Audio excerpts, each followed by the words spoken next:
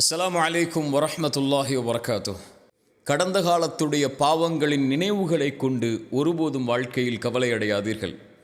மனிதர்களாக பிறந்த எல்லோரும் பாவம் செய்யக்கூடியவர்கள்தான். எல்லா மனிதரும் விதிவிலக்கில்லாமல் மறக்க முடியாத, மன்னிக்க முடியாத, இழிவடையக்கூடிய பாவங்களை கூட எல்லா மனிதர்களும் அவர்களுடைய வாழ்க்கையில் செய்யக்கூடியவர்கள்தான்.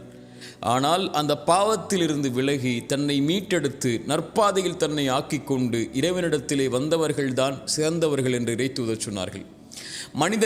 மனிதர்களில் சிலர் நல்லவர்களுடைய பாதையை பாவத்திலிருந்து மீண்டு தேர்ந்தெடுத்ததற்கு பிறகு என்றாவது ஒரு நாள் நான் இப்படியெல்லாம் பாவம் செய்தேனே, குற்றம் செய்தேனே, அநீதம் செய்தேனே, இறைவனிடத்திலே நான் இப்படி குற்றவாளியாக இருந்தேனே, இப்போது நல்லவர்களாக நான் வாழ்ந்தால் மட்டும் என்ன ஆகப் போகிறது என்ற கவலை அடைந்தாலோ, அல்லது அவன் செய்த பாவத்தை குறித்து மனிதர்களில் சிலரோ அல்லது பலரோ அவனை கை நீட்டி நீ இப்படி பாவம் செய்தவன், அநீதம் செய்தவன், குற்றம் செய்தவன், உனக்கெல்லாம் இறைவனுடைய பாதையில் இருப்பதற்கோ இப்படி நல்லவர்களுடைய பாதையில் தேர்ந்தெடுத்து வாழ்வதற்கோ என்ன தகுதி உண்டு என்று அவனுடைய உள்ளத்தை உடைக்கும் போதோ அவன் கவலை அடைந்து தன் வாழ்வு இனிமேல் நற்பாதையில் எதற்கு என்ற சிந்தனையில் ஆக்கிக் கொள்கிறான். இறை நம்பிக்கை கொண்டவன் கடந்த காலத்தில் செய்த பாவத்திலிருந்து மீண்டதற்கு பிறகு ஒருபோதும் அதை குறித்து கவலையடைய வேண்டிய அவசியமில்லை. இறைமறை சொல்கிறது, வல்லதீன இதா ஃபஅலு ஃபாஹிஷதன் அவ் ஸலமு அன்ஃபுஸஹும் ஸக்கருல்லாஹ். ஒரு அடியான் நல்லவராக வாழ்வான், அவன் ஒரு நாள் மானக்கேடான செயலை செய்வான் அல்லது அநீதம் செய்வான் தனக்குத்தானே. அப்படி ஒரு கால் பாவம் செய்தாலும் கூட அவன் இறைவனை நினைவு கூறுவான். அந்த பாவத்திற்கு பிறகு தன்னை மீட்டெடுத்து நல்ல பாதையில் அமைத்து கொள்ள வேண்டும் என்ற அந்த பாவத்திலிருந்து படிப்பினை பெற்று வாழ ஆரம்பிப்பான். அவனுடைய பாவத்தை இறைவனை தவிர யார் மன்னிக்க முடியும் என்று இறைமறை கேட்கிறது. மேலும் சொல்லுகிறது, அவன் யார் தெரியுமா? வலம் யுசிர்ரு அலா மா ஃபஅலு வஹும் யஅலமூன். பாவத்திலிருந்து ஒருவன் மீள்கிறான் என்றால் அவன் முதலிலே மனதிலே உறுதி கொள்வான், அந்த பாவம் என்று, இனிமேல் அந்த பாவத்தின் பக்கம் நெருங்க மாட்டேன் என்று. ஒருபோதும் அறிந்த நிலையில் அதே பாவத்தை மீண்டும் அவன் தொடர மாட்டான்.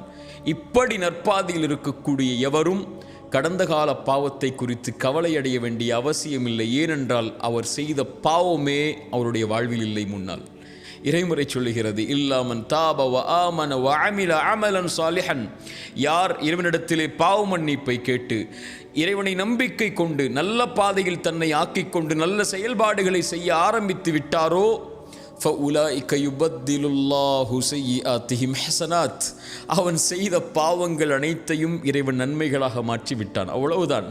அவன் செய்த பாவங்களுடைய சுவடே அவன் வாழ்வில் கிடையாது. பாவ மன்னிப்பை கேட்டு, இறைவா என் பாவத்தை மன்னித்து விடு, இப்படி அநீதம் செய்திருக்கிறேன், இப்படி குற்றம் செய்திருக்கிறேன், இழிவடையக்கூடிய பாவங்களை கூட சுமந்திருக்கிறேன், யா அல்லாஹ் நான் மனிதன், பலகீனமானவன், என்னை மன்னித்து உன் இறைவனிடத்திலே வந்தால் இறைவன் முதலிலே அவனை அழைத்து அரவணைத்து கொண்டு அந்த பாவத்தை முதலிலே மறைக்கிறான். அதற்கு பிறகு இறைவன் மன்னிக்கிறான். அதற்கு பிறகு இறைவன் அந்த பாவத்தை அவனுடைய வாழ்விலிருந்து நீக்குகிறான். அதற்கு பிறகு இறைவன் அந்த பாவங்களை நன்மைகளாக ஆக்கி அவனை நல்லவர்களுடைய பாதையில் இறைவன் தேர்ந்தெடுத்ததற்கு பிறகு ஒருபோதும் இறைவன் அந்த பாவத்தை குறிக்க மாட்டான். அவன் இந்த உலகத்தில் இருந்தாலோ அல்லது மறுமையில் எழுப்பப்பட்டாலோ பாவ மன்னிப்பு கேட்கப்பட்ட பாவம் ஒரு காலும் இறைவனிடத்திலிருந்து கேள்வியாக வராது. சுப்ஹானல்லாஹ். இப்படி பாதையை ஆக்கிக் கொண்டவன் ஏன் கவலை அடைய வேண்டும்? ஆனால் இறைவன் மறைத்த பாவத்தை அவனோ அல்லது இறைவன் மறைத்த பாவத்தை ஒரு அடியான் செய்திருக்கிறான், பாவம், இறைவன் அதை மறைத்து விட்டான் என்றால் மனிதர்களில் சிலரோ பலரோ இவன் பாவம் செய்தவன் என்று இறைவன் மறைத்த பாவத்தை வெளிப்படுத்தினால் அது மிகப்பெரிய பாவம். இறைத்தூதர் ஸல்லல்லாஹு அலைஹி வஸல்லம் சொன்னார்கள், இறைவன் எல்லோர்களையும் மன்னிப்பான் இவர்களை தவிர. ஒரு மனிதன் இரவிலே பாவம் செய்திருப்பான், காலையில் வந்து மனிதர்களிடத்தில் மகிழ்ச்சியாலோ அல்லது கவலையாலோ நான் இப்படி பாவம் செய்தேன், இதை செய்தேன் பாவமாக, இரவிலே இதை செய்தேன் என்று இறைவன் மறைத்த பாவத்தை அவன் வெளிப்படுத்துவான். இவரை இறைவன் ஒருபோதும் மன்னிப்பதில்லை என்று இறைத்தூதர் சொன்னார்கள். அவன் பாவத்தை இறைவன் மறைத்ததை வெளிப்படுத்தினால் இறைவன் மன்னிக்க மாட்டான் என்றால் மனிதர்கள் ஒரு மனிதன் செய்த பாவத்தை இறைவன் மறைத்திருந்தால், அதை வெளிப்படுத்தக்கூடியவர்களாக இருந்தால், யா அஹி யா உக்தி, என் சகோதரனே சகோதரியே, பயந்து கொள். இறைவன் ஒரு மனிதருக்கு ஒரு பாவத்தை மறைத்திருந்தால் அதை வெளிப்படுத்தும் போது, இறைத்தூதர் ஸல்லல்லாஹு அலைஹி வஸல்லம் இடத்திலே காமிதியா என்ற குலத்திலிருந்து ஒரு பெண் வருகிறார்கள். வந்து சொன்னார்கள், இறைத்தூதர் சபையில் இருக்கிறார்கள், நான் விபச்சாரம் செய்து விட்டேன், தண்டனையை கொடுங்கள். இறைத்தூதர் சொன்னார்கள், பெண்ணை என்ன சொல்கிறாய்? நீ பாவ மன்னிப்பை கேள், இறைவன் மன்னிப்பான், மறைப்பான், சாட்சிகள் இல்லை, ஏன் நீனாக வந்து ஒப்புக்கொள்கிறாய்? விலகிச்சல் என்று இறைத்தூதர் அனுப்பிவிடுகிறார்கள். இறைத்தூதரிடத்தில் அந்த பெண் சொன்னார்கள், இறைத்தூதரை ஒரு தோழரை இது போல் அனுப்பினீர்கள், அதுபோல் என்னை அனுப்பலாம் என்று நினைக்காதீர்கள். நான் தண்டனையை பெறுவதற்காக என் குற்றத்தை வெளியே சொல்கிறேன். என் வயிற்றிலே கரு இருக்கிறது, குழந்தை இருக்கிறது. இறைத்தூதர் சொன்னார்கள், நீ செய்த பாவத்திற்கு குழந்தையின் தண்டனையை பெற வேண்டும், முடியாது, நீ குழந்தை பெற்றெடுத்ததற்கு பிறகு வா. குழந்தை பெற்றெடுத்ததற்கு பிறகு வந்தார்கள். பால்குடி மறந்ததற்கு பிறகு வா. பால்குடி மறந்ததற்கு பிறகு குழந்தைக்கு உணவை கையில் கொண்டு வந்து இறைத்தூதரை, குழந்தை உணவை சாப்பிடுகிறது, நீங்கள் தண்டனையை கொடுங்கள். தண்டனை நிறைவேற்றப்படுகிறது. கல்லால் எறிந்து கொலை செய்ய வேண்டும், விபச்சாரம் செய்திருந்தால் திருமணத்திற்கு பிறகு அந்த தண்டனை கொடுக்கப்படும் போது அந்த பெண்ணுடைய இரத்தம் ஒரு தோழருடைய கையில் படுகிறது. அந்த தோழர் சீ என்றார்கள், ஒரு விபச்சாரியின் இரத்தம் என்றார்கள். தொழுகை நடத்தினார்கள் பாவ மன்னிப்புக்காக. இறைத்தூதர் அந்த நேரத்தில் உமர் வந்து இறைத்தூதரை பிடித்து சொன்னார்கள், இறைத்தூதரை, ஒரு விபச்சாரிக்கு தொழுகை நடத்துகிறீர்களா? மனிதர்கள் எல்லோரும் அந்த பெண்ணுடைய பாவத்தை பார்த்தார்கள். இறைத்தூதர் பார்த்தார்கள் அந்த பெண்ணுடைய பாவ மன்னிப்பை. சொன்னார்கள், இந்த பெண் செய்த பாவ மன்னிப்பை மதீனாவில் உள்ள 70 பேருக்கு பங்கு வைத்தாலும் ஈடாகாது. அவர்கள் எல்லோரும் பார்த்ததை, அந்த பெண் செய்த பாவத்தை. இறைத்தூதர் பார்த்தது அந்த பெண் இறைவனிடத்திலே செய்த பாவ மன்னிப்பை. நமக்கு தெரியாத ஒரு பாவம் செய்திருக்கலாம்.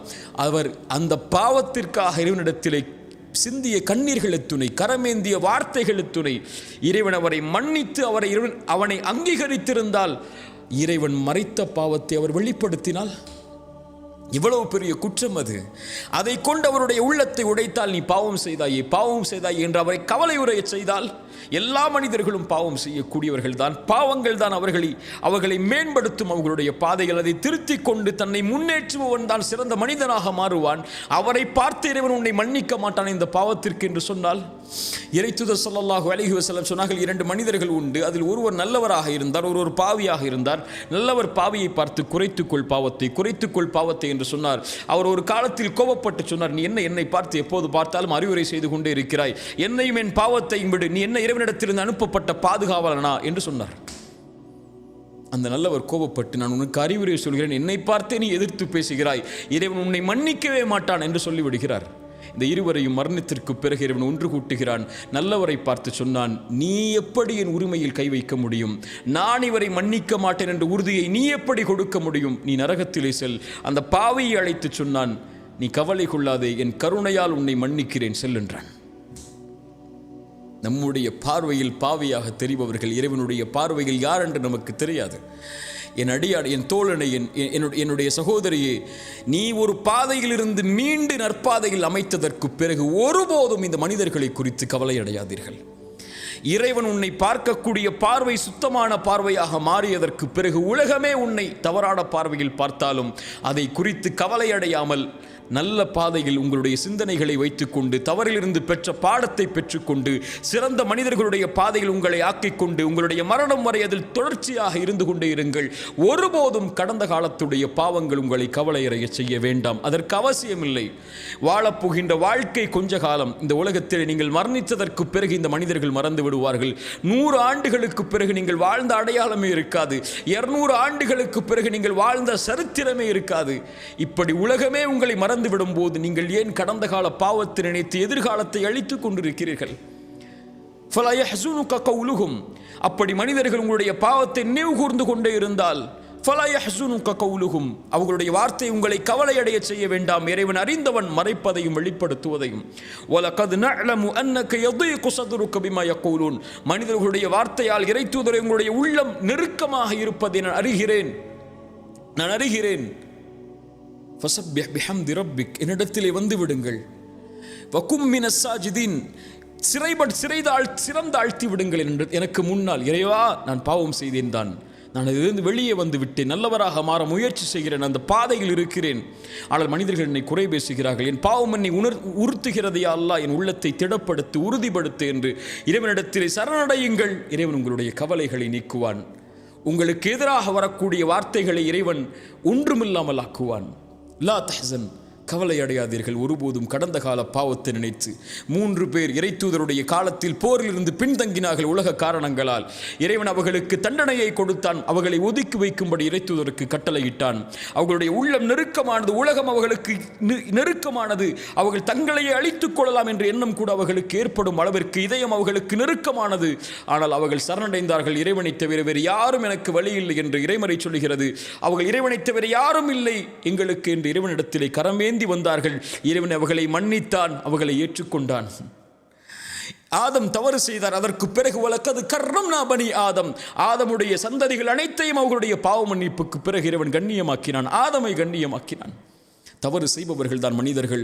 அதிலிருந்து தங்களை மீட்டெடுத்து சரியான பாதையில் அமைத்துக் கொண்டவர்கள் கண்ணியமானவர்கள். அவர்கள் ஒருபோதும் கடந்த கால பாவத்தை நினைத்து கவலை அடைய வேண்டிய அவசியமில்லை, எண்ணமில்லை. இறைவனிடத்தில் மன்னிப்பை கேட்டதற்கு பிறகு இறைவன் நம்முடைய கவலைகளை நீக்குவான். லா தஹ்சன், கடந்த கால பாவங்களை நினைத்து உங்களுடைய பாதையை சீர்படுத்தியதற்கு பிறகு ஒருபோதும் கவலை அடையாதீர்கள். அதை குறித்து மக்கள் உங்களை நினைவுபடுத்தினாலும் அதை கொண்டும் கவலை அடையாதீர்கள். இறைவனிடத்தில் கண்ணியமானாக வாழ்ந்தவர் தான் வெற்றி அடைவார். மனிதர்களுடைய கண்ணியத்தை எதிர்பார்ப்பவர் எப்போதும் தோற்று போவார். லா தஹ்சன், கவலை அடையாதீர்கள். அக்கூலு கௌலி ஹாதா அஸ்தக்ஃபிருல்லாஹ் லீ வலக்கும். அஸ்ஸலாமு அலைக்கும் வரஹ்மத்துல்லாஹி வபரகாத்துஹு.